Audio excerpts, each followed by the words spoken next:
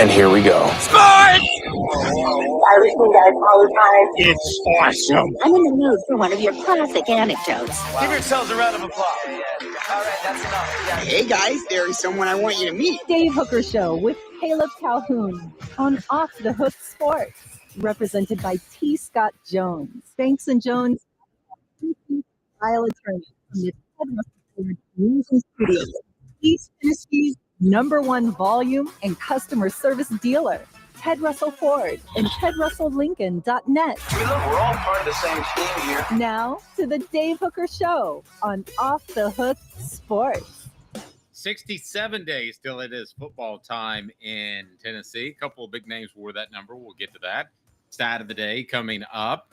Be part of that. Also, this day in Tennessee sports history, we're going to take a look at legacy players and why I think they're so scary. A column that'll be up on offthehooksports.com, if it's not already, dives into that. I've seen very few legacy players live up to the hype. We'll discuss that after Tennessee took a multiple legacy player in J.P. Peace out of West High School in Knoxville. Of course, his grandfather, Philip Fulmer, played for the Vols and was a championship coach for Tennessee.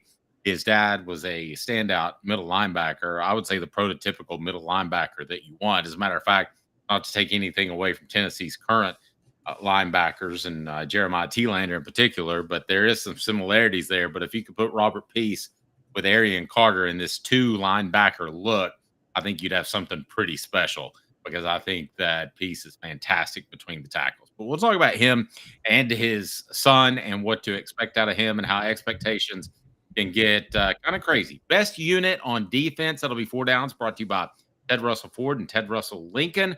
Also, Shane Beamer likes to dance with his recruits. Sometimes can't remember their names, but likes to make a big show when they haven't even signed yet. What the H? I mean, it's not just Beamer's fault. He's a goofball. But are you okay with your coach being as goofy as you're going to see him being? And then, while I was out last week ill, Diego Pavia had some things to say about Vanderbilt could run the state of Tennessee. I'm not ruling that out. Bank on it, brought to you by Commercial Bank. So just wait and see. Hot or cold will be brought to you by City Heating and Air Conditioning, cityheatandair.com. It looks like the college football schedule is going to move. What are your early thoughts of that, Caleb? I personally don't like it, but it could be a necessity because of what they tried to do in December that I was never a fan of and that I had been out warning everybody would happen. So I'm going to unleash on that. Okay, we'll get into that. I kind of understand why they're doing it. I think everybody's still afraid of the NFL. I think that everybody saw NASCAR try to take on the NFL with their playoff, and they didn't gain any television points, and the NFL just poured it on, ruined their relationship with ESPN. So I think that's what they're trying to do. But, boy, the NFL, who would have ever guessed if you'd have gone back to the 50s when baseball was king, right?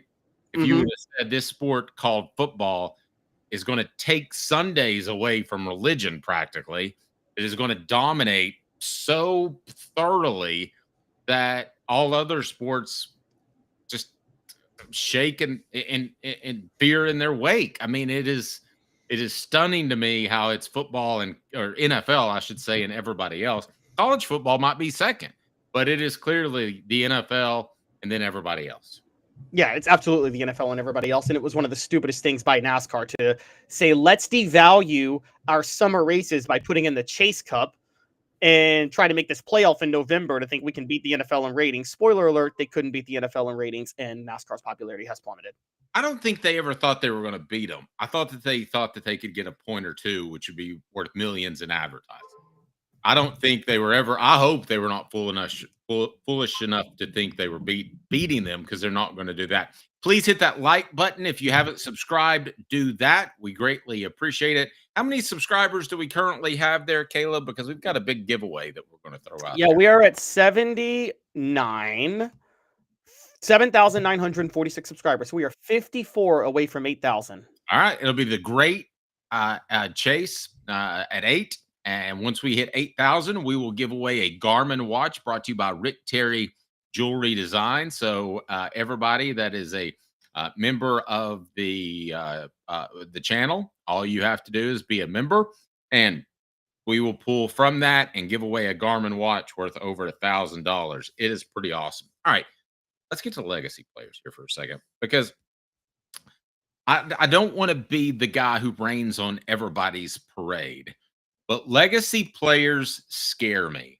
for a couple of different reasons. It's today's tough question, brought to you by Banks & Jones, Tennessee's trial attorney, banksandjones.com. Let's make it the poll question, put it on the YouTube page. Are you scared of legacy players, excited, or just another prospect? Let's get that up there. Here's why I'm scared. I'm going to throw out some names, and they're in the column that's going to be on offthehooksports.com very soon. Here are a couple names. Khalil McKenzie. Number one, I watched Khalil McKenzie when he was a prospect. He was not nearly as good as his rating would indicate. I believe firmly that his dad and his ties to the NFL helped him get a little boost. I think it's you scratch your back, I'll scratch mine, or however that goes.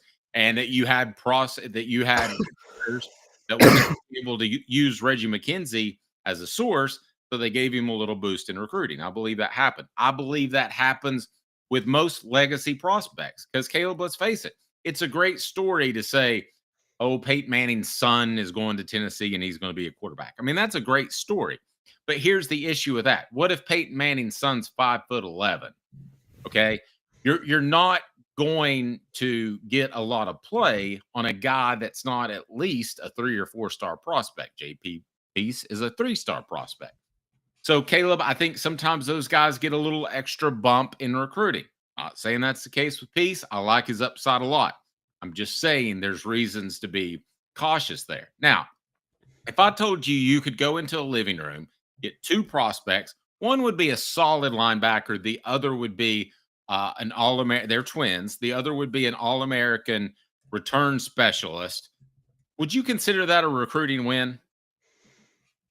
I would say that. I would consider that a recruiting win. I would too. And that's what happened with the Berries. But I think a lot of fans looked at the Berries, the younger ones, the twins, as a bit of a disappointment because they weren't their brother Eric, who was phenomenal, and they weren't their dad James, who was a very solid running back. So today's tough question is this: legacy players, love them, scary, just another prospect. Brought to you by Banks & Jones, Tennessee's trial attorney, banksandjones.com. Today's tough question. Boom. You heard that. Now take it. The Dave Hooker Show with Caleb Calhoun. Represented by T. Scott Jones, banksandjones.com, Tennessee's trial attorney. From the Ted Russell Ford Lincoln Studio, East Tennessee's #1 volume and customer service dealer, Ted Russell Ford and TedRussellLincoln.net. Now to the Dave Hooker Show on Off the Hook Sports. Okay, now Derek brings up a really good point. This is going to tie into Khalil McKenzie for a second. Derek says, did we miss out on the 2027 5-star edge rushing recruit because we took JP legacy recruit instead? I think there's a real concern that happens, that you place too much of a recruiting emphasis and resources on players. I believe from the get, and I'm not saying it because he was just okay in college and didn't pan out in the NFL. I thought Tennessee spent way too much effort in Khalil McKenzie. It almost seemed like he was a 5-star quarterback that you build your class around when he was a defensive tackle that should have been playing on offensive guard. Okay, so I think a big part of what they do with legacy commits, and I'll be honest, and I know Butch Jones did this, it's to excite fan bases more than it is to actually... We're going to get to that too. Go ahead. Yeah, it's to excite the fan bases. Khalil McKenzie was related to Reggie and Raleigh McKenzie, who both were very effective, good players. And Butch Jones was selling it so hard that he landed him. Meanwhile, the crazy part, though, was Butch Jones didn't want T. Martin on his staff, which is hilarious. So he gives him a show interview to make himself look good. But now we're looking at Josh Heupel. I mean, JP Pieces, that's as legacy as you come, isn't it? I mean, one side, you're on one side you have Robert Peace, and on the other side you have Philip Fulmer in your background. So JP Peace is as legacy as they come. But you are right. We're talking about a program that's not the only legacy. That's not the only legacy person they've been picking up recently. As a matter of fact, just recently they picked up another legacy player, Luke Thompson, whose grandfather played wide receiver for Tennessee in the 60s, and whose uncle and whose mom and dad were track and cross country stars with Tennessee. But he's a 3-star out of Franklin. I'm sorry, Dave, I will say I try to give them credit for a talent evaluation, but I have a hard time seeing how Luke Thompson gets an offer like this if he doesn't have that legacy tie. It's interesting because I wouldn't think that would be an orchestrated move by Josh Heupel. Would you? Like Butch Jones, when he took Khalil McKenzie and he made it a priority to get Khalil McKenzie over every other prospect in that class, trust me. And he made it a priority to get his rating boosted in the offseason so it looked better when Tennessee did eventually land him. I don't feel like Josh Heupel, he may be making the same mistake as taking legacy prospects to excite fan base, but I'm not concerned about that one because I don't think a lot of people got excited about a guy whose parents ran track at Tennessee. Now, with the JP Peace thing, if he were to commit to Kentucky last week or Florida State that have shown interest, that would be a major red flag. I mean, there are some politics that go with this that are more than just can the kid play or not. And now with 115 prospects, maybe you have a little bit of wiggle room, and I think that's where they're going to get to. But I will just tell you that, and these prospects, they scare me. I look at a guy like Michael Munoz, and I know that his dad didn't play at Tennessee, but he stepped in and started 4 years at Tennessee. I didn't think he was ever dominant, and a lot of fans didn't appreciate him, and I can't argue with them because the pedigree and the ranking was so high. Same with Khalil McKenzie. If you move him to offensive guard, he's still playing in the NFL. But here's what happens. You make promises because they have leverage now. Caleb, so work with me here a second. This may take a second to explain. So they have leverage because my dad played, and you're going to look bad if you don't get me. So you either need to give me money like Butch Jones did, and nobody knows about it, or you need to promise me that I'm going to play defensive tackle. So then you get 2 years in, and you realize he should be offensive guard, and you need him at offensive guard, but you can't move him because you promised him. They're just, I mean, to me personally, it's like doing business with your family. You're almost better off not doing it, but there's such a bad PR look when you lose. Let's say an Amari Rodgers, T. Martin's son to Clemson. Oh yeah, and that it wasn't just losing Amari Rodgers. They lost T. Higgins too, and like right out of his backyard, and then they lost Trevor Lawrence, which made it so obvious that the program was imploding. I mean, that should have been Tennessee's Trevor Lawrence. It should have been Trevor Lawrence throwing to T. Higgins and Amari Rodgers at Tennessee, not Clemson. Well, yeah, but I covered that crew really closely, and I always felt like Rodgers was the one that the heartstrings might pull him to Tennessee. I remember interviewing Trevor Lawrence at a camp, and it was just obvious he was befuddled by Tennessee and their lack of efficient recruiting for him, coaching, and I never thought that T. Higgins was going to come to Tennessee. I always thought Amari Rodgers might end up at Tennessee. So, I mean, that one hurt. I don't think there's any question. Yeah, that one hurt. I totally agree. I also want to throw out and point out that it wasn't just Reggie McKenzie during the Butch Jones years, or Khalil McKenzie, excuse me. Let's not forget that he also landed Todd Kelly Jr., the Berry twins, Evan and Elliott Berry, Nigel Warrior, the son of Dale Carter. Everybody I just named, none of them lived up to their father. None of them. Not one of them was on the level of their father or older brother at that point. So that's where you somewhat have a point. Now, to be fair to this, I'll say this. Todd Kelly Jr., that was medical. He just could. He got a bad injury his senior year and had to give up football. So I don't think it was his fault, really. But yeah, you are right that legacy prospects, more often than not, don't work out. I mean, let's just go to the other sports real quick. I mean, Michael Jordan's son went and played basketball at Illinois. Nobody knew that. He never lived up to it. The Lakers tried to draft Bronny James. That was LeBron's whole thing. He wasn't ready for the NBA. He's never going to be on LeBron's level. So, I mean, it's it's kind of interesting how that all works out. The other point, though, when you say red flag, well, at least Jordan's son salvaged it. Why didn't he sleep with LeBron's mom or something? No. That would be I wrong. thought it No, was- Jordan's son started dating Scottie Pippen's ex-wife after Scottie Pippen publicly trashed Michael Jordan. Oh, okay. Well, there's that. Yeah. So there was all that. Yeah. How do you even run in the same circles? I mean, you're 40 years different than it, or 20 years different. Go ahead. Larsa's on a reality show. She knew it would be good for reality TV. Oh. And so, yeah, I think that one of the big, sometimes legacy players do often work out, but then you question, like, how deep does the red flag go with Tennessee, though, Dave? Because you talk about JP Peace, but I don't think Ole Miss is seeing it as a red flag that Lane Kiffin couldn't land Arch Manning. Are they? I don't think they are. Well, that's hard for me to say because Lane and Archie Manning would have never been on the same page. They're just cut from cloth. Totally different cloth. You're right. Yeah, I mean, if David Cutcliffe's there, I think Arch probably goes to Ole Miss. Okay, so maybe that's what it is. Oh, great point, Jimmy Stack. 50s or 60s.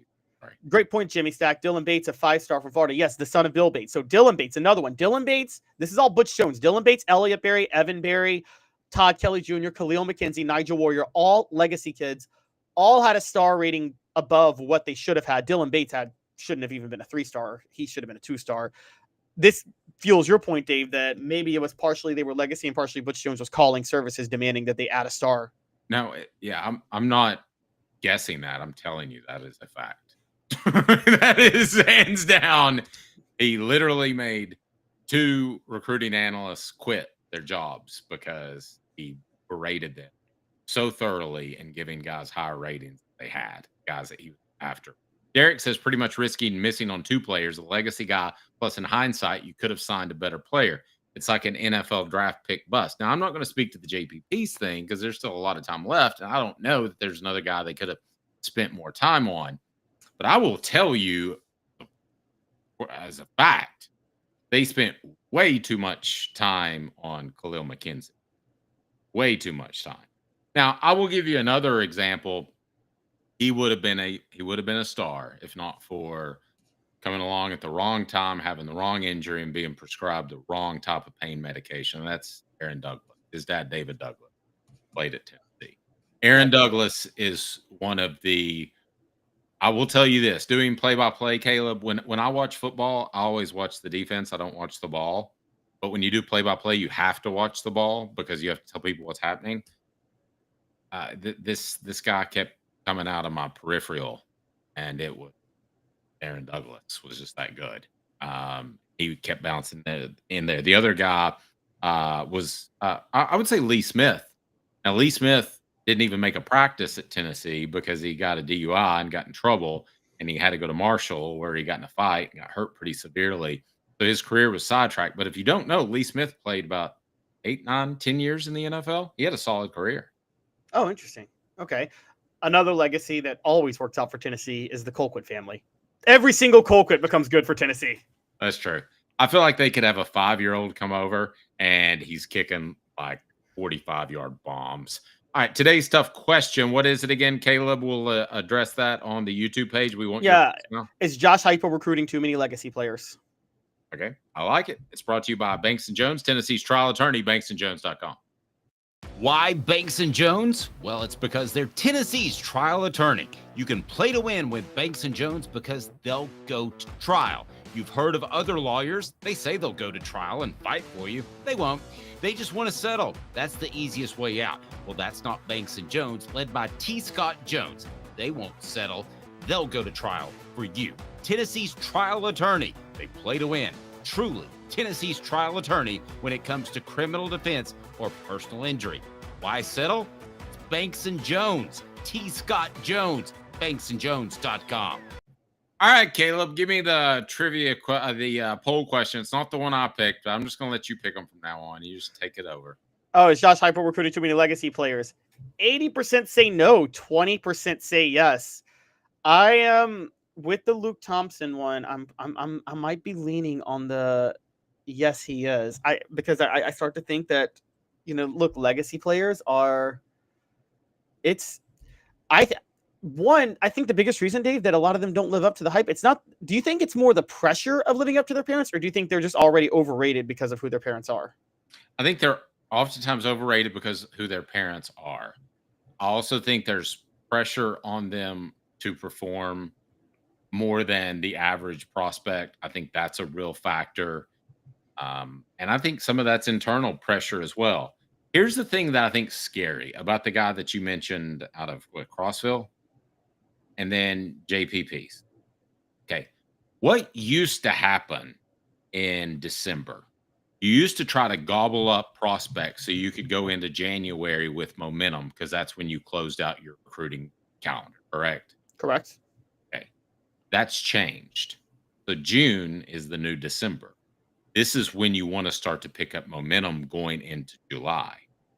You would much rather pick up momentum with a couple of 5-star guys. I don't care if they're legacy or not. Instead, you're dealing with a couple of 3-star guys. But that, I think, is a concern that we didn't really dig into. Is Tennessee doing its best just to generate momentum? Like those days when you don't feel like being at the gym and you just got to get through it. Are they having that sort of June? Because if they are, then they're going to have a bad July. That undermines their recruiting efforts. I just can't help but, I don't want to bring his name up every show, but I just can't help but think that the whole way the Nico thing was handled is continuing to have a lasting effect on Tennessee. That might be possible too. But now Tennessee went from being the one that backs all the athletes and backs their power to the one that stands up to the athletes on the contract. So we're going to see how this plays out. Now the coaches, while the players were thinking Tennessee a year ago, now the coaches are thinking Tennessee for how they handle things. So we'll see how that plays out. And listen, don't think for a second that all these recruiters out there aren't going to say, I'm just here to tell you that Tennessee can't pay their guys. Look at Nico. He left. Now, you and I know that's not necessarily true. And we really don't know what is true. Maybe that is true. But that's what the recruiters are going to be saying. There's no question about it. 4 Downs brought to you by Ted Russell Ford and Ted Russell Lincoln on Parkside Drive and on Kingston Pike. They are phenomenal. East Tennessee's largest volume dealer. That means they have what you want. It's 4 Downs. Now brought to you by Ted Russell Ford and Ted Russell Lincoln. Tennessee's best unit on defense. Let's make the argument for the 4 that we will tackle right now. Did you see what I did there? Tackle. Well played. Well played. Love that. Love that, Dave. Cooper Mays here. Hit like and subscribe. All right, first down. Coop here. First down. All right, Tennessee's defensive line. What did they need to do to be the very best unit on Tennessee's defense? I think it's just continue to grow and mature. They played 12 guys last year. There's no lack of experience, even though a lot of guys moved on to the NFL. I just think they need to continue to grow, and I could see them being the best unit on this defense. I don't know if you want to break it up by defensive tackles or defensive ends, but we can break it up however you'd like. Well, yeah, I'll stick with just defensive line, just defensive tackle, because kind of the that one end on the line that doesn't alternate between his hand up and in the 4-point stance. I consider him the same with the tackles at this point, but I would say that, especially given their size, I would say that this year the rotation will be a little bit less deep, but a little bit more talented. Does that make sense? So yes, yeah. So I would say. I can't say more talented though without James Pierce as part of the crew. I will separate that. That's edge rushers. We'll go to edge rushers in a second. Okay. Yeah. So we're essentially breaking this down like a 3-3-4, or how are we doing this? Basically a 3-3-5, a 3-2-1-5. We'll do defensive line, edge rushers, linebackers, secondary. So all right. Because edge rushers is its own unique position. But sticking with defensive line, like the guys in the middle. And then that one end that plays down on the line as if he's a defensive tackle, which is where Dominic Bailey and Tyree West will be. I think Tyree West is going to have an explosive breakout year. Jackson Moy as a nose tackle is going to be a guy that leaps off your screen a lot. Bryson Easton is going to be kind of the anchor like Amari Thomas was last year. And then your depth guys will be Dominic Bailey, Nathan Robinson, David Hobbs. And you don't go deep rotations, into Tyree Weathersby, Isaiah Campbell, Jamal Wallace, like those guys. But I think while you will go 7 to 8 deep on the defensive line this year, you'll see Jackson Moy and Tyree West do more than you saw any of the defensive line do individually for Tennessee last year. Could see that. A lot of guys are going to have to do more individually because they can't rotate as much. Let's go ahead and make it a poll question. However, you want to separate the four. Who will be Tennessee's top unit on defense? I feel very strongly about who I'm going to choose. So, Cooper, go ahead and set us up for that. Cooper Mays here. Second down. All right. So, are we at the edge rushing position now? Edge rushing. Okay. And maybe more productive, but it's not going to be the best, and it may not be better than last year. It's not going to be the best this year, but it may be more productive when you just look at the stat sheet. However, do these guys that fill in for James Pierce, do they demand double teams, which opens stuff up for other players?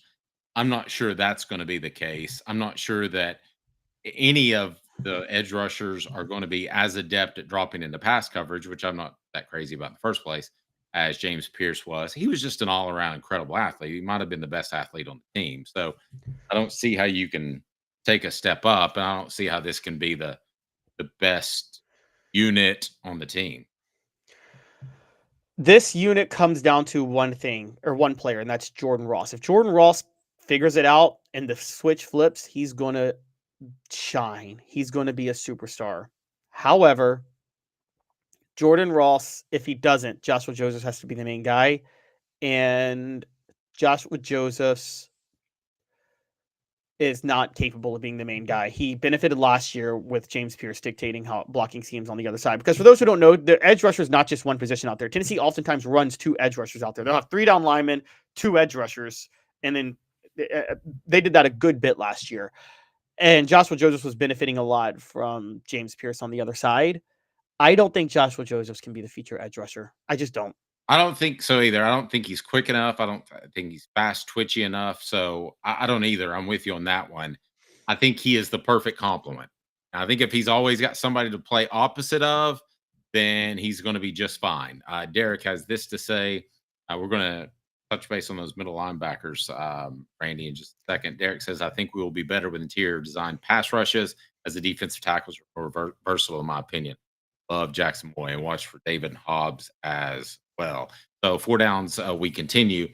I want to take a look at what I think is going to be the best unit on Tennessee's defense. And I got to be honest with you, I don't think it's close. The poll question is up. Vote now. And it's brought to you by our fantastic friends at Ted Russell Lincoln and Ted Russell Ford. The super dealer, no question about it. East Tennessee's largest volume dealer, absolutely. Customer service through the roof. You're going to be so happy you shop with Ted Russell Ford, and Ted Russell Lincoln. A beacon of hope in a world of high prices. Look to the skies, Knoxville. Super savings is here. Ted Russell Ford is East Tennessee's #1 volume Ford dealer.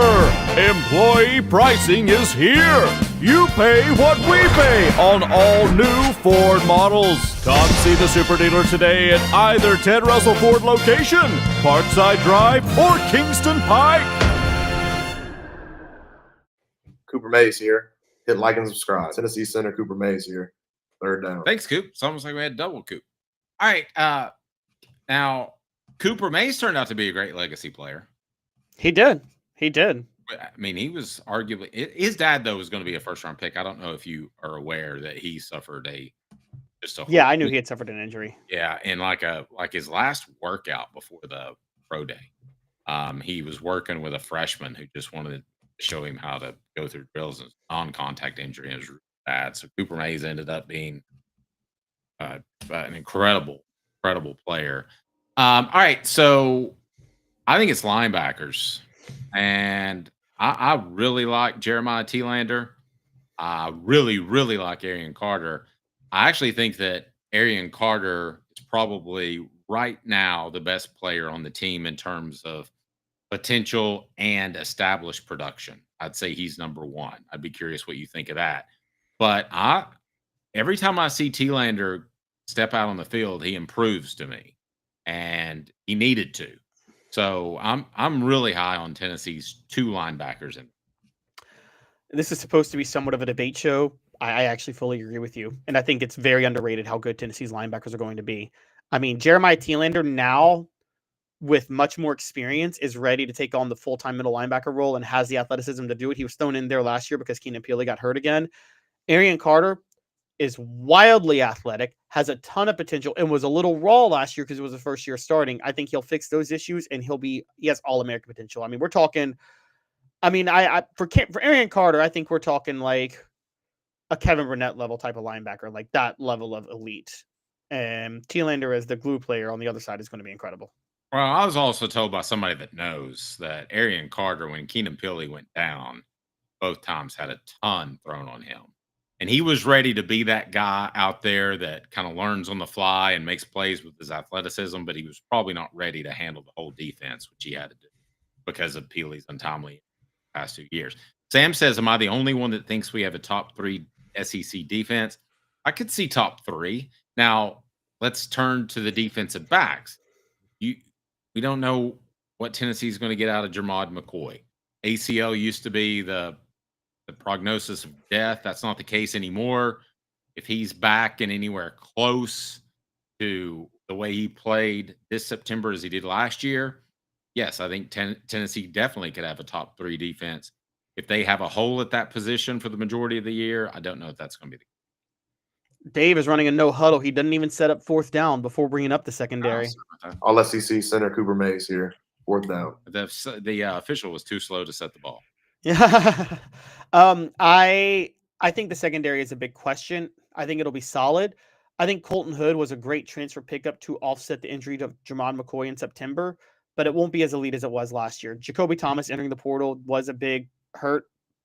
I think obviously as the number 2 cornerback position is set between Hood and Ricky Gibson when Jermod McCoy gets back, but neither one of them can really be the full-time number 1 cornerback. And Boo Carter at nickel is going to be better. Andre Turrentine at safety, I think, has limitations, but is at least refined and seasoned and a smart player. Jordan Thomas coming back from season-ending injury is a huge deal. I think, put it this way, let's say mid-October, after their first bye, Tennessee secondary will be elite. But I think they're going to have a really tough first 6 weeks because Jermod McCoy is not fully healthy and Jordan Thomas is coming back from injury. Now, you haven't mentioned Boo's name. He's on the verge of a superstar year, I would think. My biggest concern with Tennessee's defense is that their defensive backfield is going to be depth. If McCoy can't go, you plug in Hood, you would think that would make Turrentine your starting safety, strong safety. Idris Farouk would probably be your free safety. Ricky Gibson III would be your other cornerback. And you have Jalen McMurray in a backup role. But really, you're talking about only 4-ish guys that have played SEC competition and survived. So we'll see what Colton Hood can do. But I think depth is probably the primary concern. Now, that all change if this becomes a big play type of secondary because Boo Carter's flipping the field a couple of times. And they need that more than they needed it last year. Last year, they were good enough straight up where they didn't need timely turnovers. They certainly got some thanks to Will Brooks. But I don't think that they can go the entire season and just play with those guys. You're going to have an injury. You're going to have to flip the field. You're going to have to make some big plays. You're going to have to get your hand on the ball more times than not. Depth and specifically at safety. So you mentioned Idris Farouk. I actually think Jordan Thomas is going to be the starter at safety. It'll be Turrentine and Thomas. Farouk, I think, will be the 3rd guy, but I don't think he'll be that good. So I think Tennessee's got major issues at safety. I think cornerback, they'll be mostly okay. I don't think they have a true number 1 cornerback, but they have a bunch of guys that get outside of Jermod McCoy, so they need him healthy. But between McCoy, Jalen McMurray, Colton Hood, Ricky Gibson, you can go too deep. I don't know if you'd be able to move Boo Carter over to cornerback. I think he's more of a true nickel or safety. But I do think that with those, I know a lot of people are excited about Colton Hood coming from Colorado. He was supposed to be the next Travis Hunter there. But guys, I'm sorry. I don't have enough evidence to believe he can be a number 1 cornerback in the SEC. Maybe at Colorado, not in the SEC. I'll tell you this. If Tennessee gets in a pickle, and they don't want to have to do that. Boo Carter reminds me as a physical player, not his mentality, but as a physical player of Eric Berry, which means to me he could play pretty much any position in the backfield. Would he be an elite corner? No, but I think he'd be a very good corner. That's how high I am on him as a defender, which is why you and I differ. I wouldn't use him on offense. I wouldn't waste my time there, but I understand he's a playmaker, and that's why you want to do it. Yeah, no, I totally agree. And also I think they see too much value in putting Boo Carter at nickel or safety too at the same time. Yep. Dylan says maybe a hot take, but I think Colton Hood fills in perfectly for McCoy's absence. Sam says the Jermod McCoy injury doesn't matter at all. They have Colton Hood to fill in for him until he's 100%. And then best case scenarios, McCoy's healthy, and you got two really solid quarterbacks if Hood can hold up to SEC competition. Now, Sam brings up a good concern. It's something I said that I probably just need to strike from my lexicon from now on. Sam says depth is a concern for every team. Just have to be lucky with injuries. That's just about the truth with the transfer portal, isn't it? It is. It's totally the truth. Totally agree with that. Absolutely. I mean, there are only so many able-bodied souls that can play college football at a high level. And not every team's going to have 24 of them. Yeah, I agree. I totally agree. So, but at the same time, yes, it's a concern for every team, but let's not get a little delusional and pretend that we think Colton Hood is the same as Jermod McCoy. Jermod McCoy was a special player last year. I predicted he'd be a good pickup. I didn't think he'd be that good. And I can't sit there and say Colton Hood would be on that level. Nope. The show represented by Banks & Jones, Tennessee's trial attorney, banksandjones.com. Don't forget about our friends, HoundDogs of Knoxville. Champions look good in orange, hdknoxville.com, hdknoxville.com. Shane Beamer's a goofball. I know that's a shocker. You've got to see this video.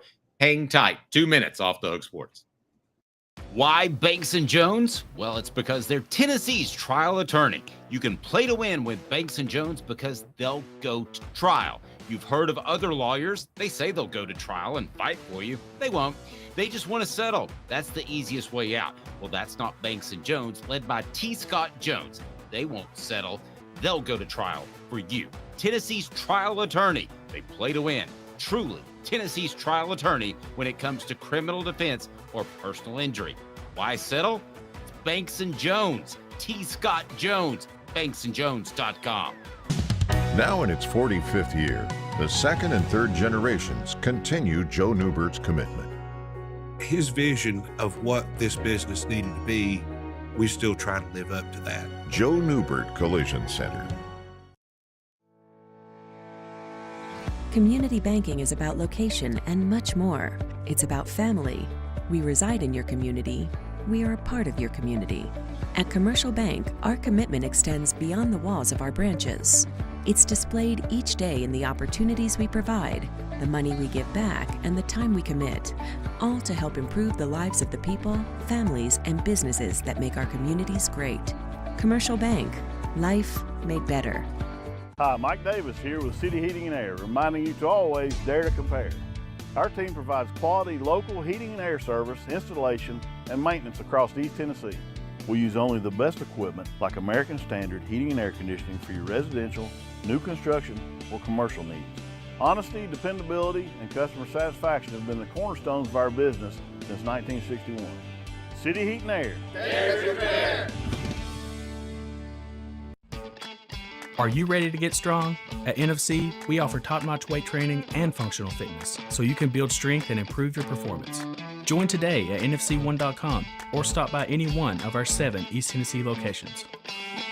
Ginger Power, the Dave Hooker Show with Caleb Calhoun. Represented by T. Scott Jones, banksandjones.com, Tennessee's trial attorney.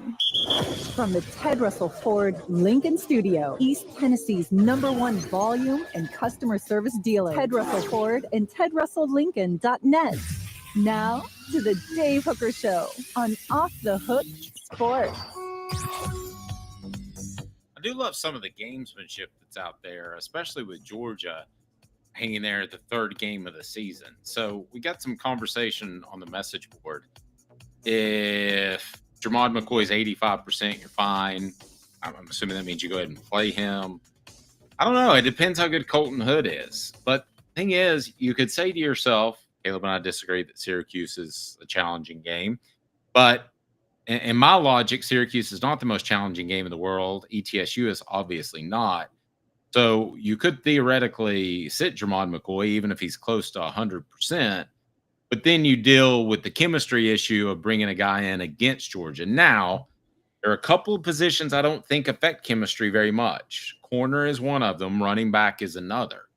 So if you had this mindset of even if he could play, you got Colton Hood, he's good enough, play Hood, and then bring out McCoy for Georgia. I could see that thinking, but that would be a risky maneuver by the Vols. Yeah, no, I totally agree. But I mean, they may be short on options at that same time too. All of this comes down to Jacoby Thomas entering the portal because for some reason they're higher on Andre Turrentine. I'm not, but they are. So we'll see how that plays out this year. I like Turrentine. You don't like Turrentine? I think he's a smart player. I think he's very limited athletically. Let's make this a poll question. Ashley said if you had to pick a goofy coach to be our head coach between Shane Beamer and Eli Drinkwitz, who would you pick? Well, I would probably pick Shane Beamer. I would say we'll make that a poll question. It leads us into our next topic where Shane Beamer decides to be a little goofy.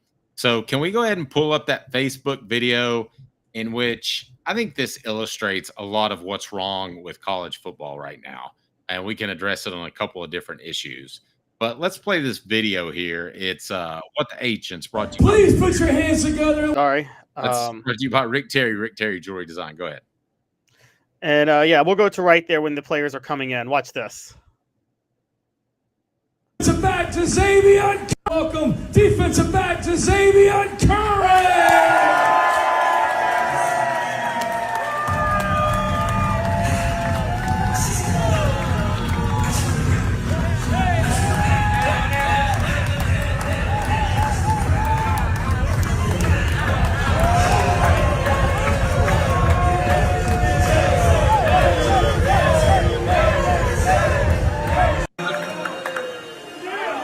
So there's Shane acting like a goofball, acting all excited. Couple things that really bother me about this. I started getting bothered when I started covering recruiting before they started doing the helmet thing where they'd have helmets in front of them and pick one. And I started getting bothered when that would happen. This is a whole new level of bothering me.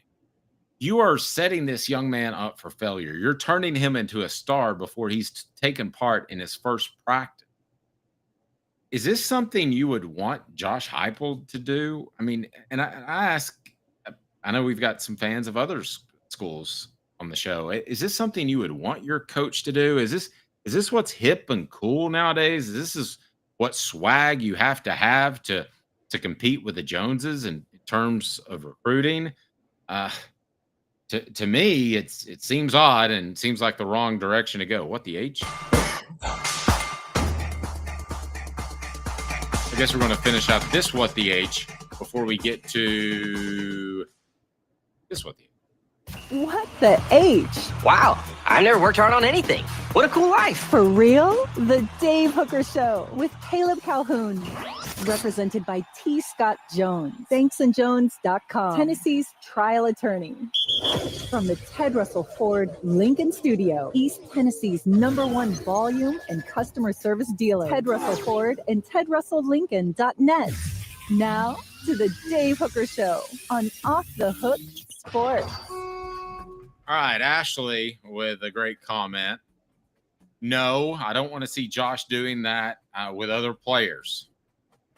It's exactly right. Have a little bit of, I don't know, class. I don't know. When I was growing up, or even your age, who were the coaches that were around? Classy guys like Joe Paterno. No, I'm kidding. Classy guys like, when I was your age, I mean, Nick Saban was around. Was Bobby Bowden still around? I mean, even Gene Stallings was at least a classy guy at Texas. Well, Gene Stallings is maybe the most high character person to ever win a national championship. I mean, he's a really, really. Yeah. I don't know if I can stress how good of a person he is. I'm sure he appreciates that. Texas had Mac Brown. Maybe not the best coach in the world, but some class. The Phil Fulmer of Texas. Yeah. And Nebraska had Tom Osborne. Fake class, Joe Paterno class. Maybe. But who are the classy coaches of college football now? I mean, who's out there? Who are the guys you look to and you say, wow. Philip Fulmer used to always say, I want to be like Tom Osborne. He wanted to be in the way he ran his program. I mean, who do you look at now and say, I want to be like that guy? It feels like that coaching's just gotten incredibly young. But it's also much more brutal than it was in the 90s and much more cutthroat as an industry, particularly on the recruiting trail. And Shane Beamer's at a school that he has to work a little bit harder. I think it's goofy because you're right. I don't think you should ever do this for a recruit. No one can ever predict when a recruit is going to be good or bad. You lost so much leverage, especially now with you don't have to sit for transfer in a year. You've just told that guy he's going to be a superstar. And if he's not by October, he's going to be disgruntled. Oh, I totally agree. And this is a huge problem. And you're right. Like Josh Heupel tweets out "Go Big Orange" every time Tennessee lands a commitment. That's as far as he goes. He tweets out "Go Big Orange," and that, like mine, when I see his Twitter say GBO, I'm like, oh, Tennessee must have gotten a commitment. I look it up. That's what he does. That's normal. That is a perfectly normal thing to do. You're right. There's not a guy running a program that you say, I want it to be like that guy. They all have to be a little bit boisterous. Here's the irony of it, Dave.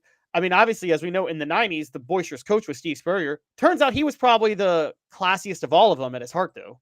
And because he was the most honest and he didn't do anything sleazy. Spurrier would never do something like this. He never found a recruit that valuable, honestly. And Ben came up with the only one that I can think of, Kirby Smart, probably, and he's still remarkably young. Kirby Smart is close, but I think that the issues at Georgia are making him look less classy. Maybe not his fault, but the culture problem is not a good look for him. Oh, in terms of the car thing? Yeah, it's really not. Yeah, but I mean, Tom Osborne had a running back that beat the Jesus out of I don't think Tom Osborne was that classy. I think it was like Joe Paterno. Yeah, I could go on and on and on about guys. Homeboy was giving his players roids. How's that classy? Well, I doubt seriously that was administrative level. It doesn't have to be. But I do think that every coach has their knocks and probably does things away from it that they shouldn't do. But I don't know that I would put Kirby Smart in that arena as far as being one of the classy coaches. Had this been 20 years ago and he was at his prime, I thought he was it. So a lot of people are disagreeing with me online. Now, what about Dabo Swinney? Dabo himself is a little bit goofy though. It's worked. I'm not going to say it hasn't worked. I mean, we're talking about a guy that he immediately tried to he declared open war on Tennessee back in the day when he was like, we've taken Tennessee's title as wide receiver U. Now I don't blame him. It was kind of smart, honestly, if you look about how he was trying to recruit. But at the same time, it's not like he wasn't goofy in certain ways.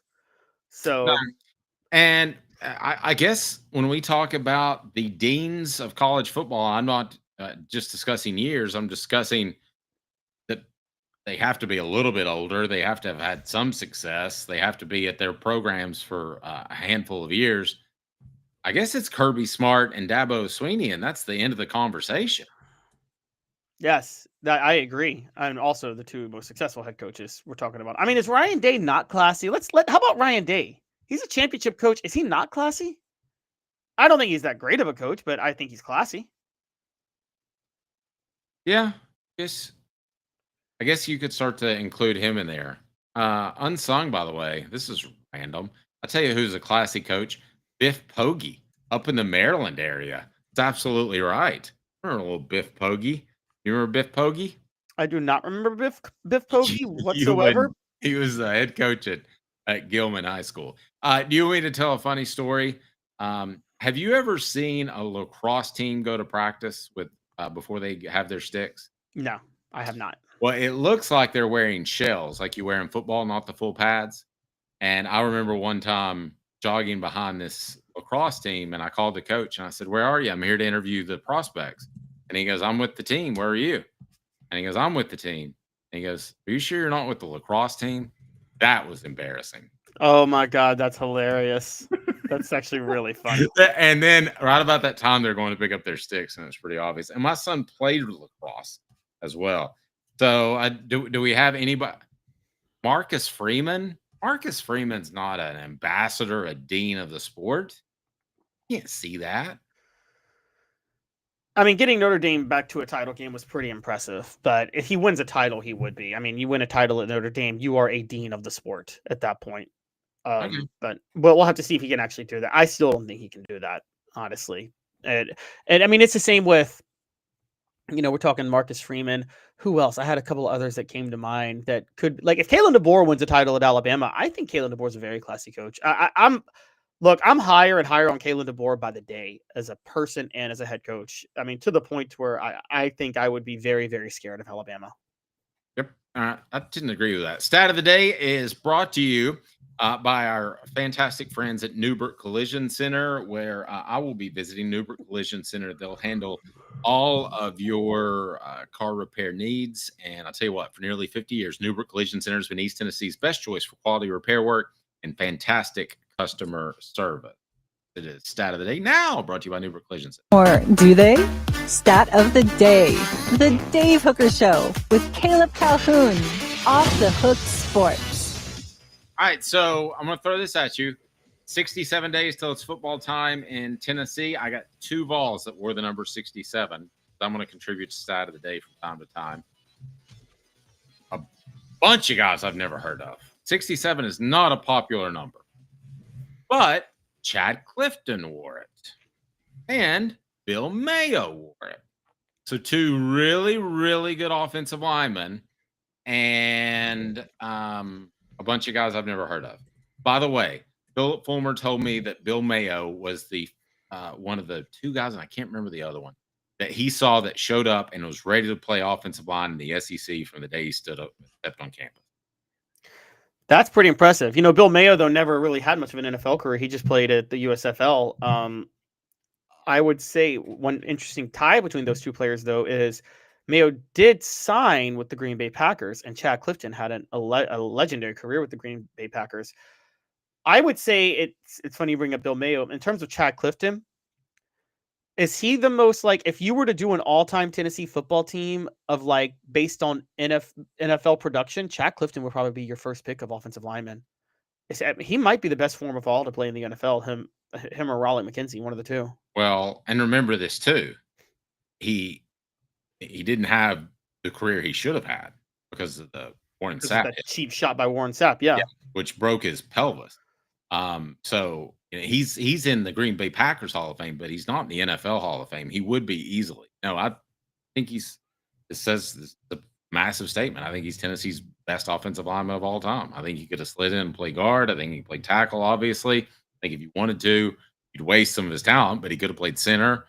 I think he could have been your second tight end. I mean, he was an incredible athlete, and that cheap shot by Sapp was. And I was a Sapp guy. I enjoyed Sapp. I enjoyed those Miami teams, but that was just, and it was legal, but it was just there's in it. It's funny because, like, you always talk about the Georgia trio, and Kosi Coleman's in that trio, but I consider Chad Clifton the best offensive lineman of that 98 team by far. I think he was the most important player on that 98 offensive line, and I mean, I don't know if I don't know how you feel about that.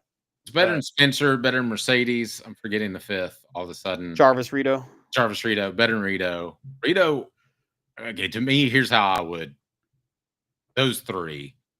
A+ Clifton, Kosi Coleman, A+.5, like he's close, and then Rito's probably a B+. Yeah, no, I agree. I totally agree. I think the same thing, and that's a pretty impressive one. 2 more 67 related stats. Ready? Yep. Tennessee has had a grand total of 1 6-7 season in history. That was 2010 with Derek Dooley, his first year. Also, they do claim a national title from the 1967 season, Dewey Warren's final year. They went 9-1 in the regular season. Their only loss was the opener to UCLA by 4. So they finished tied for number 2 in the polls, but a couple of polls ranked them number 1. Now they lost their bowl game, but bowl games weren't counted in the rankings during that time. They lost the bowl game to Oklahoma. So it's a Doug Dickey year where they decided to claim a title in 67. And you know what's relevant about me naming Doug Dickey, Dave? You ready for this? Today's Doug Dickey's birthday. He turns 93. Look at that. He turns it all around. He brings it all back. What a callback. This day in Tennessee sports history brought to you by Sports Treasures coming up. No. That was stat of the day. This day is going to come up later. Right. That's what I was saying. This day in Tennessee sports history by Sports Treasures is coming up. Also, we'll have Bank on it brought to you by Commercial Bank. We'll talk Diego Pavia. He made some comments while I was out last week that I would like to address. First, again, I want to remind you, stat of the day is brought to you by our fantastic friends at Neubert Collision Center. For nearly 50 years, Neubert Collision Center has been East Tennessee's best choice for quality repair work and fantastic customer service. Hang tight. Who is Tommy Baker? Stay tuned. He's Caleb Calhoun. I'm Dave Hooker. 2 minutes off the hook sports as I'll get my speech together after this. Stay tuned. It's a new year, a new day, and Ted Russell Lincoln has an exciting new offer to share.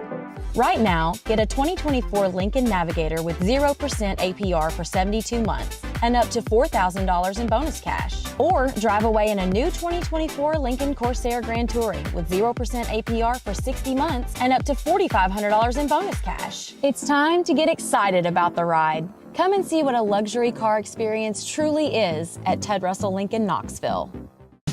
Now in its 45th year, the second and third generations continue Joe Neubert's commitment. His vision of what this business needed to be, we still try to live up to that. Joe Neubert Collision Center.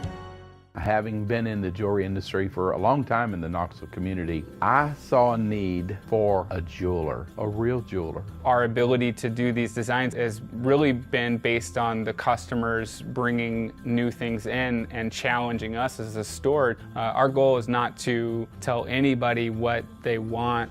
Our goal is to listen to what they want and then help them get there. Schedule your consultation today to get your special someone the perfect custom gift just in time for the holidays. Sports Treasures in North Knoxville is one of the South's largest sports cards and memorabilia dealers, featuring over 10 million sports cards from vintage to modern. Sports Treasures carries a full line of hobby boxes, singles, autographed memorabilia, Tennessee Vol collectibles, fan cave decorations, and so much more. See a museum full of collectibles at Sports Treasures, 4819 North Broadway in Fountain City, and Sports Treasures on Facebook. Sports Treasures, where the real sports fan goes to shop. Are you ready to get strong? At NFC, we offer top-notch weight training and functional fitness, so you can build strength and improve your performance. Join today at NFC1.com or stop by any one of our 7 East Tennessee locations. Frank, like the name, but serious or something. The Dave Hooker Show with Caleb Calhoun, represented by T. Scott Jones, banksandjones.com, Tennessee's trial attorney. From the Ted Russell Ford Lincoln Studio, East Tennessee's #1 volume and customer service dealer, Ted Russell Ford and TedRussellLincoln.net. Now to the Dave Hooker Show on Off the Hook Sports. All righty. So if you can name anybody else that's notable that wore the name 67, then go for it. Oh no. Steve says, I've had bad luck on my birthday. Friday is my 65th and my car is in the shop and I have an abscess tooth. There's nothing worse than an abscess tooth. I'll tell you what. They say that's the second most significant pain you can go through other than childbirth. That's crazy. It's bad news. So, man, Steve, I feel for you. God bless you on that. I had to deal with one for over a week. It was awful. The show represented by Banks & Jones, Tennessee's trial attorney, banksandjones.com. We broadcast from the Ted Russell Ford Lincoln Studios. Let's dive into Diego Pavia. Do we want to play the clip by Pavia? Do we have that available? Because there's something I wanted to do. I don't have the clip available. I have the quote, but not the clip. Okay, give me the quote. So the quote, now let me pull up the exact quote because, I talked about this last week about what Diego Pavia said. And my take was he's delusional, but Dave might have a bit of a different take. But let's see. Diego Pavia basically said Vanderbilt will run the state of Tennessee. What's his exact quote? He said Vanderbilt will run Tennessee after this year. was the exact quote that Diego Pavia said. And then he said he believes that Vanderbilt can win a national championship. Okay. Let me start with the first one. It's not going to be after this year. But let's not forget that General Nealon was hired to do what? Beat Vanderbilt. Vanderbilt was on the right side of that rivalry. So we're not talking about something historically that's just possible. If you want to talk about 25 years from now, I'm not going to rule that out.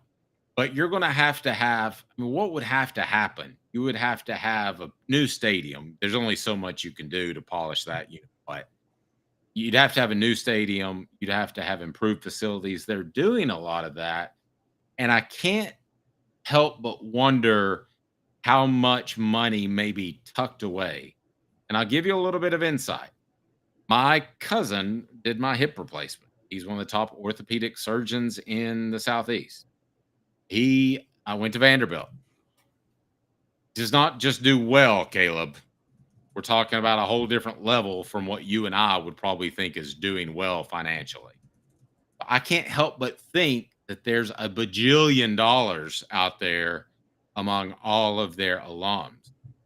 So if they decide to be Vanderbilt fans because they're raised there, and we've seen a lot of Tennessee Titans fans who decided to be Titans fans because they were raised there. You were one because you saw them for the first time right in the Liberty Bowl.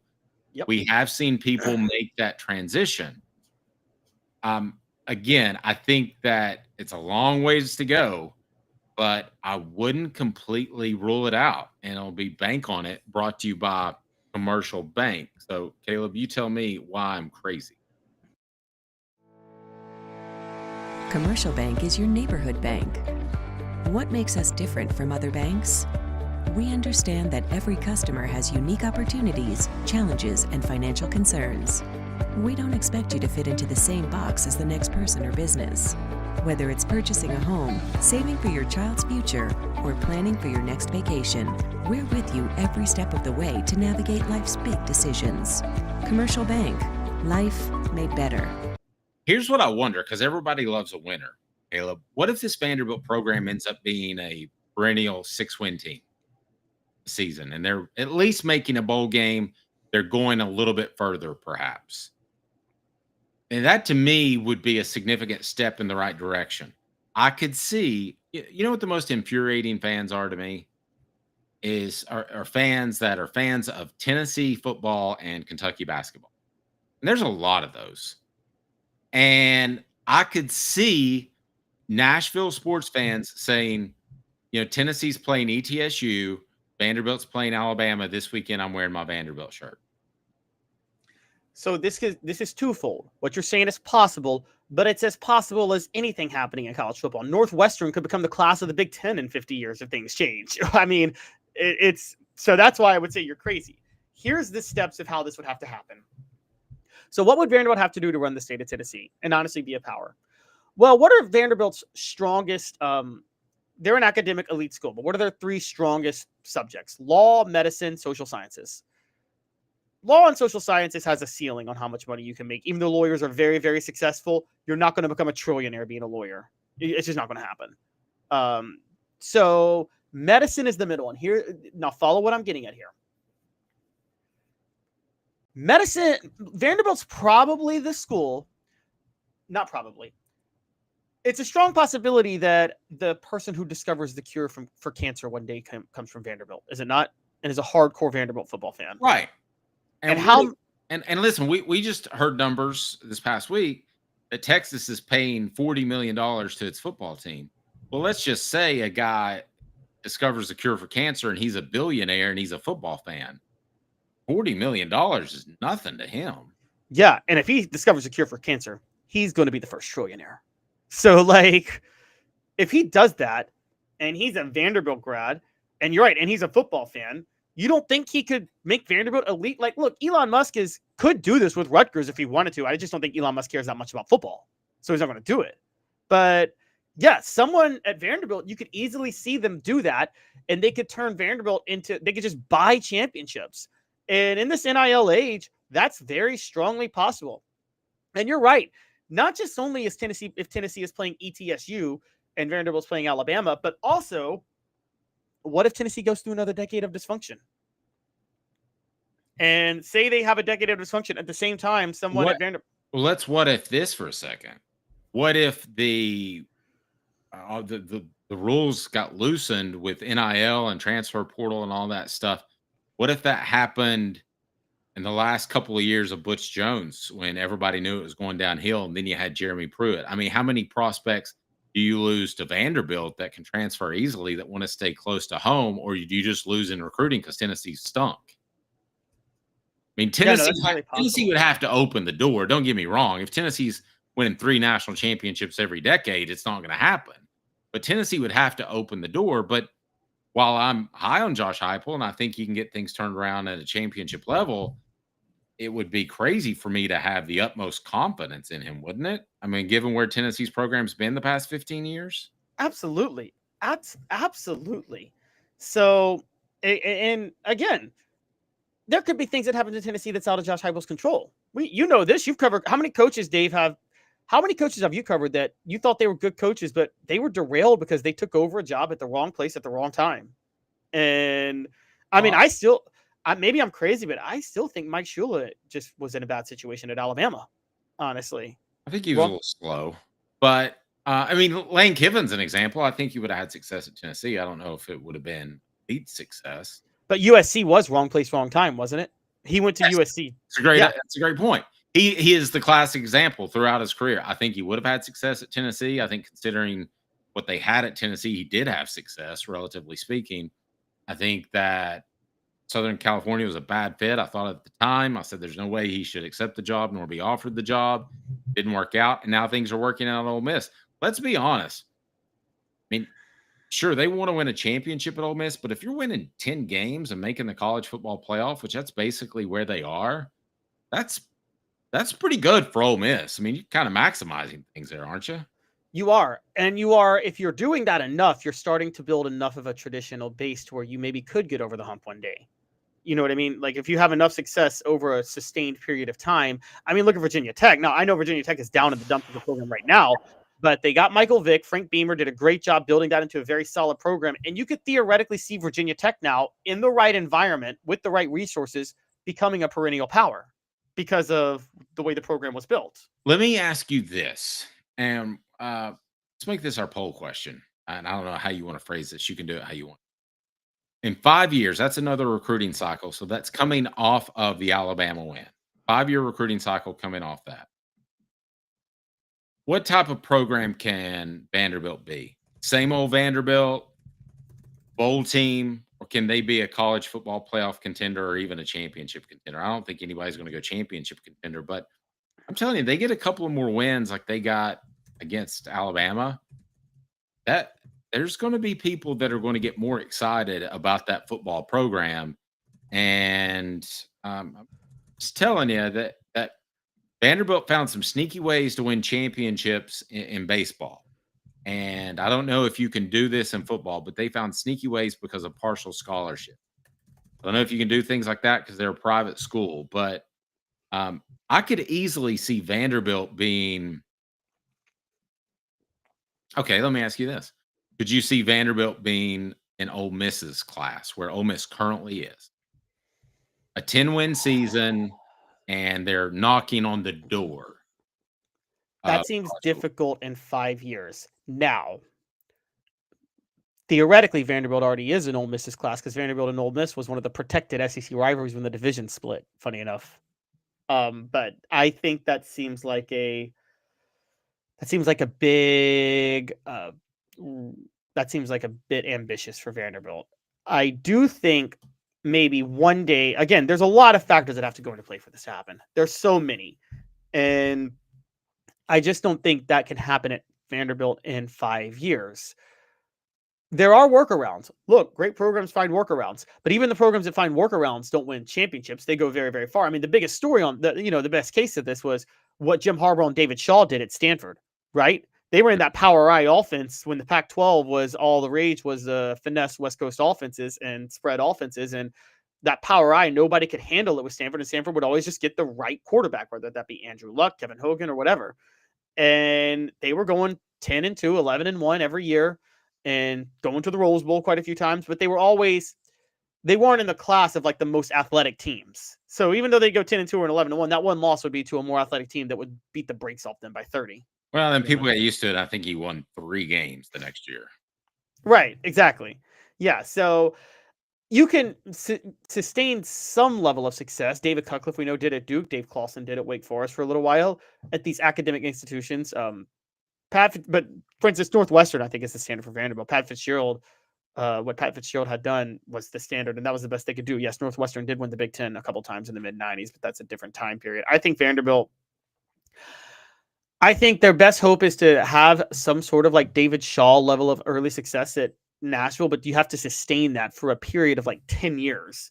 And then if you keep doing it, then the ingredients fall into place. Because let's also not forget this. I'm going to bolster your point a little bit. If you show you can have success at that level, think about what Vanderbilt can sell to athletes. You're in the SEC. You're on TV every week. And you're going to play in the best conference, which will help your NFL case. And you're going to get a degree from Vanderbilt. I mean, those two things, I think, would stand out more than anything else if they started to have success. What is it about, like, you can't say if you're at Vanderbilt, you would be playing at a lower tier than Alabama. They're in the same conference. Yep. No, I agree. Derek weighing in. I think y'all are selling yourself short of who and what Vanderbilt is. Just go see the Vanderbilt family is wealthiest family ever pre-industrial revolution. Yeah. I mean, we're just talking about. But Derek, they squandered all that wealth. Yeah, but we're talking about a group of people that have the type of money that, like, we're talking about new money, honestly. Someone coming into new money, inventing something that makes them a trillionaire. Well, you and I think of, what do we spend money on? Something streaming so we can binge watch. That's the type of they would consider that type of money of $50 million in a football. It's just that is incredibly doable to me. So when I saw that Texas number, it definitely stood out to me. But then again, Colton says Dave's wildest take yet. Now I will say this. This is not your James Franklin Vanderbilt team that played nobody non-conference, managed to slip into a bowl game. They are playing Virginia Tech.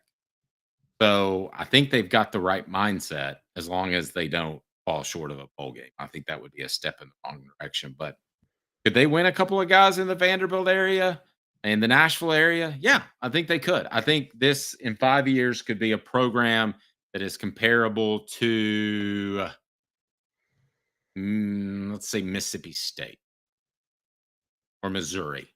I think it could be on that ilk. I don't think that it's going to be a bottom dweller, pathetic piece of junk football program forever. I just don't.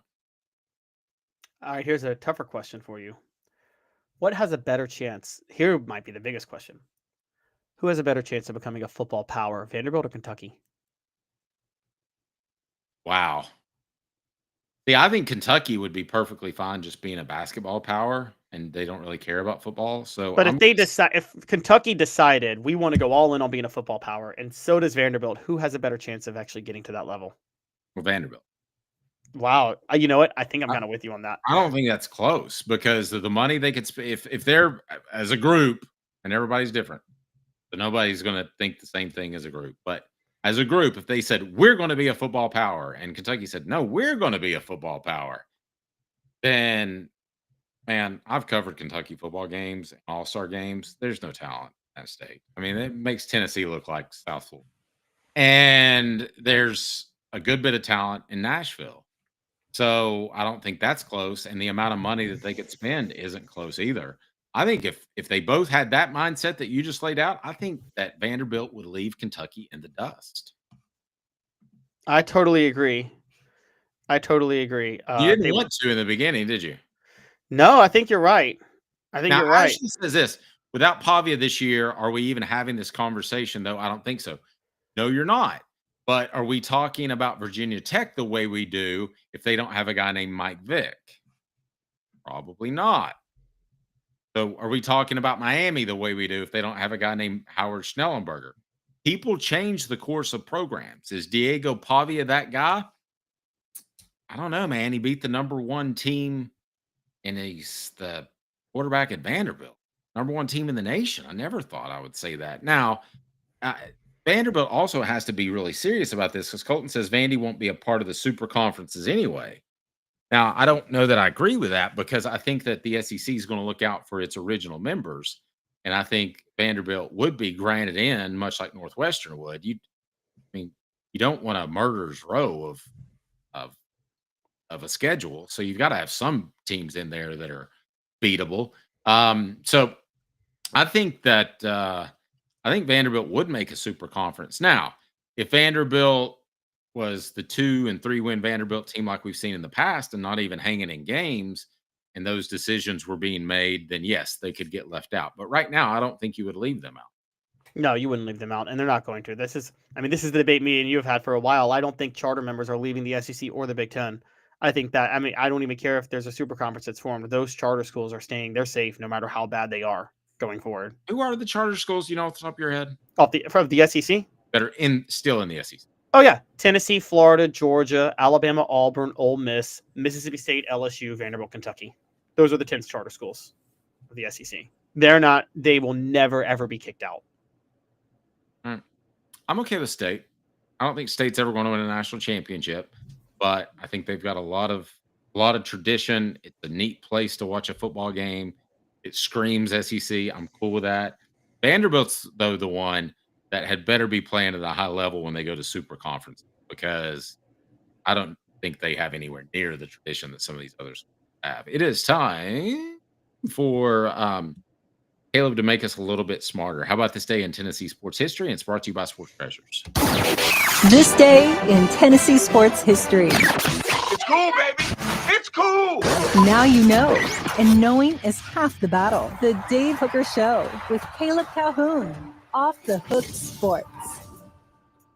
Clarify. Colton asking, we were saying State wouldn't make it. No, I was saying State shouldn't make it. I would trim off the fat of the Big Ten and the SEC and make a really lean 32-team conference. But I believe Caleb's right. I'm not going to argue with him. I think the charter members of the SEC are going to be protected. So it's one thing that I think should happen, but I think will happen. Portions of the programming, including this day in Tennessee sports history, brought to you by Sports Treasures, carrying over 5 million sports treasures and so much more. Follow on Facebook for the best sports memorabilia daily updates. Link is right down below. Sports Treasures TN on Facebook. Sports Treasures TN. Be sure and follow. What do we got this day in Tennessee sports history? Today is the 1-year anniversary of Tennessee baseball capturing its first ever national title. They beat Texas A&M last year on this day 6-5 to win the national title and prove that Tony Vitello is running an elite program that we have to now say is probably the second best program going on right now in baseball, because LSU just won their second national title in 3 years. So Tennessee's next national championship will come in what sport? If you make me bet, it's still baseball, but I'm going to say women's basketball. I like to go. If I were setting the odds, baseball would be the best odds, but I'm going to go women's basketball because I believe in what Kim Caldwell is doing, and those odds are a little bit smaller. So if I were to have to bet on it, that payout would be better, and I like to go a little bit on a limb. Yeah, it's hard. It's hard not to go with baseball, but I do like what Kim Caldwell has done. That's this day in Tennessee sports history, brought to you by Sports Treasures. Sports Treasures in North Knoxville is one of the South's largest sports cards and memorabilia dealers, featuring over 10 million sports cards from vintage to modern. Sports Treasures carries a full line of hobby boxes, singles, autographed memorabilia, Tennessee Vol collectibles, fan cave decorations, and so much more. See a museum full of collectibles at Sports Treasures, 4819 North Broadway in Fountain City, and Sports Treasures on Facebook. Sports Treasures, where the real sports fan goes to shop. Comment on the message board. I'm going to laugh if Vandy benches Pavia over academics this season. That would be pretty funny. But in all seriousness, when is the last time you've heard about a player missing a game or being suspended or doing anything extra in terms of academic issues? It's been a long time, actually. They get players ready to go. Okay, well, let me ask you this. Is that because, A, they're just better students? No. No, I'll just say it. No. Is that B, because they're protecting them more? Or is it C, just nobody cares? They all realize that they're athletes and nobody's keeping an eye on it, and the NCAA is just further inept. I think it's B. They figured out ways to make them pass. Things have gotten easier. They've created fake classes. That's what it is. The show represented by Banks & Jones, Tennessee's trial attorney, banksandjones.com. Coming up, college football is changing its schedule quite possibly. I love it. Caleb hates it. No surprise. We don't always get along. Stay tuned. More after this, Off the Hook Sports. A beacon of hope in a world of high prices. Look to the skies, Knoxville. Super Savings is here. Ted Russell Ford is East Tennessee's #1 Volume 4 dealer. Employee pricing is here. You pay what we pay on all new Ford models. Come see the super dealer today at either Ted Russell Ford location, Parkside Drive, or Kingston Pike. Sports Treasures in North Knoxville is one of the South's largest sports cards and memorabilia dealers, featuring over 10 million sports cards from vintage to modern. Sports Treasures carries a full line of hobby boxes, singles, autographed memorabilia, Tennessee Vol collectibles, fan cave decorations, and so much more. See a museum full of collectibles at Sports Treasures, 4819 North Broadway in Fountain City, and Sports Treasures on Facebook. Sports Treasures, where the real sports fan goes to shop. Community banking is about location and much more. It's about family. We reside in your community. We are a part of your community. At Commercial Bank, our commitment extends beyond the walls of our branches. It's displayed each day in the opportunities we provide, the money we give back, and the time we commit, all to help improve the lives of the people, families, and businesses that make our communities great. Commercial Bank, life made better. Now in its 45th year, the second and third generations continue Joe Neubert's commitment. His vision of what this business needed to be, we still try to live up to that. Joe Neubert Collision Center. Hi, Mike Davis here with City Heating and Air, reminding you to always dare to compare. Our team provides quality local heating and air service, installation, and maintenance across East Tennessee. We use only the best equipment like American Standard heating and air conditioning for your residential, new construction, or commercial needs. Honesty, dependability, and customer satisfaction have been the cornerstones of our business since 1961. City Heat and Air. Dare to compare.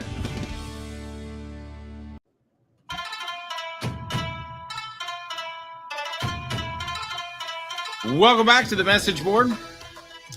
Ashley had this to say: I think Pavia will have a tough year. Do you think he got lucky with an Alabama win last year, or that they will come out hard this year for Vandy, especially after he put that target on his back? I think all the above. I think that he will have a tough year this year because people are going to realize that Vanderbilt is at least respectable. I think that he did get lucky in the timing of that Alabama game. They're still trying to work in Jalen Milroe into a new system. I think you'd rather play them in the first half of the year than the second half of the year. I think he was very fortunate. And as far as a target on his back, you know, he's got some cockiness to him. He's not afraid to talk and say that Vanderbilt's going to own the state of Tennessee. So don't think for a second that that hasn't been spread to Tennessee's football players. No question about it. Yeah, his talking, though, is a little I'm not saying he's a bad quarterback, but it's a little extra for his production. So he's living off his first 5 games last year because he dropped 34 in an overtime. Vanderbilt scored 34 in an overtime win over Virginia Tech. They lose to Georgia State, not his fault, because he leads them to 32 points. And then they lose to Missouri in 2 overtimes where he scores 27 points. And then, of course, he drops 40 on Alabama. But then, Dave, we keep forgetting this. Let's look at the rest of their wins. Kentucky, 20-13. Ball State, 24-14. Auburn, who was bad, 17-7. That's how they got to 6-6. How? That's true. But now, in all fairness, wins and losses are not a quarterback stat. No. Where do you think Diego Pavia was in terms of his quarterback rating? Well, Diego Pavia, I mean, I don't know, but they only scored 20 points against Kentucky and only 24 against Ball State and only 17 against Auburn. He was 9th for the record. You know, that's not that good. No, it's not. You know, he was just behind. He had a 143 rating, 143.5. Nico Iamaleava with a 145 8.34, tied at number 7 with Carson Beck. There are 3 quarterbacks that probably got the most talk out of all the SEC quarterbacks, and they're all 3 middle of the pack.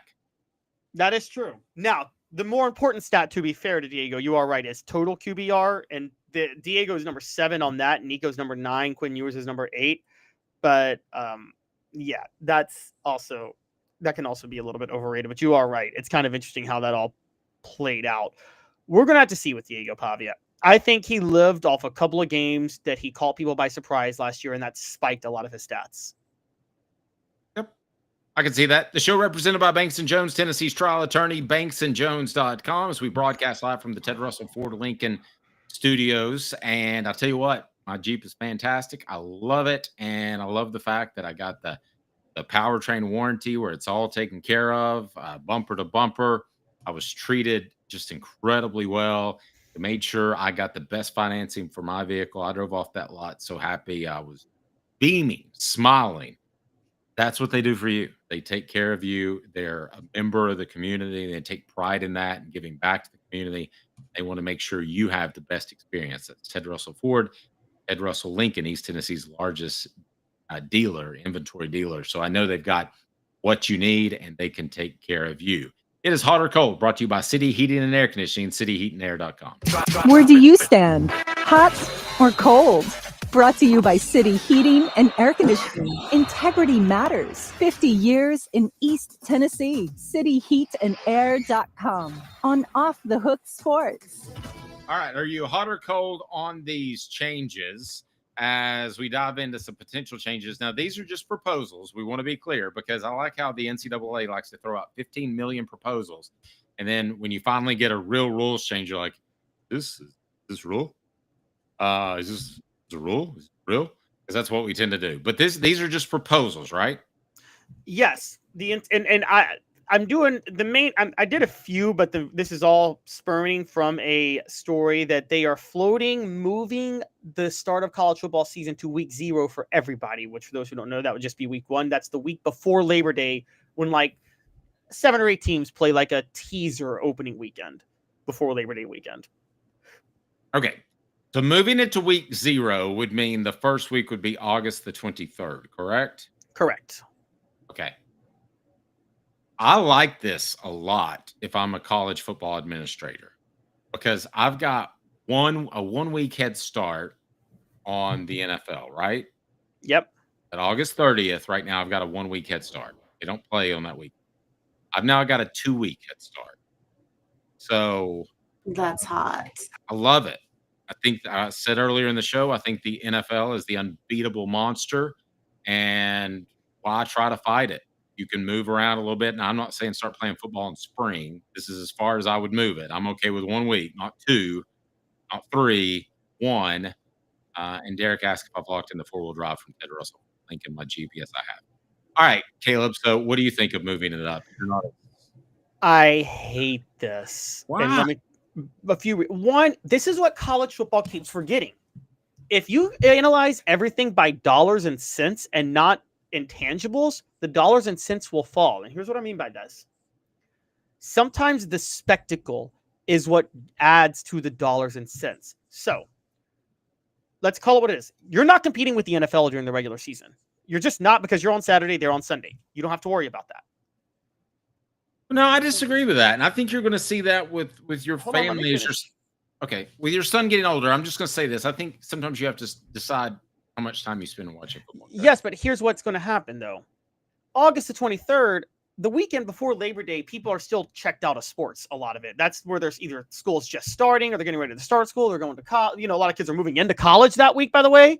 A lot of things are happening through the month of August to where, like, they're not settled in to be interested in sports again until Labor Day weekend. I think that the weekend you take this from, because you add an extra bye during the season for this, you will actually see a net loss in ratings during this, because I think fewer people will watch week 0 games. Now, here's another key point with this. I think the spectacle of week 1 happening over Labor Day weekend, when there is no NFL, Dave, spikes college football ratings to no end. And I think that's a huge part of it. The entertainment of the idea of it's Labor Day weekend, college football. There is no NFL. Everybody around has time to watch something, and everybody's hungry for some football.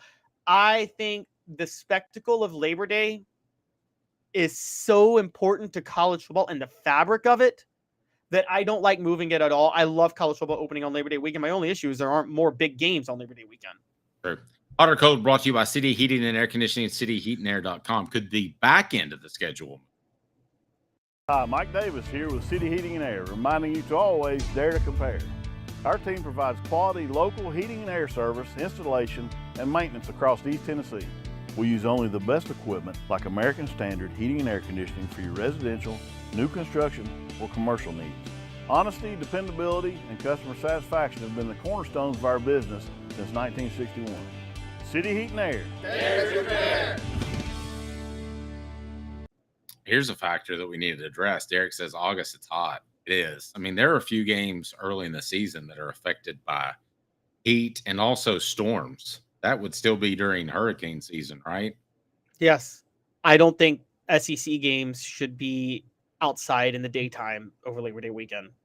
Okay, but Ashley brings up a good point. Let's not forget my birthday is in August, so that's a big day. That's right. So do you want football on your birthday or not, Ashley? That's up to you. We can make that happen. Caleb will just make a phone call or two.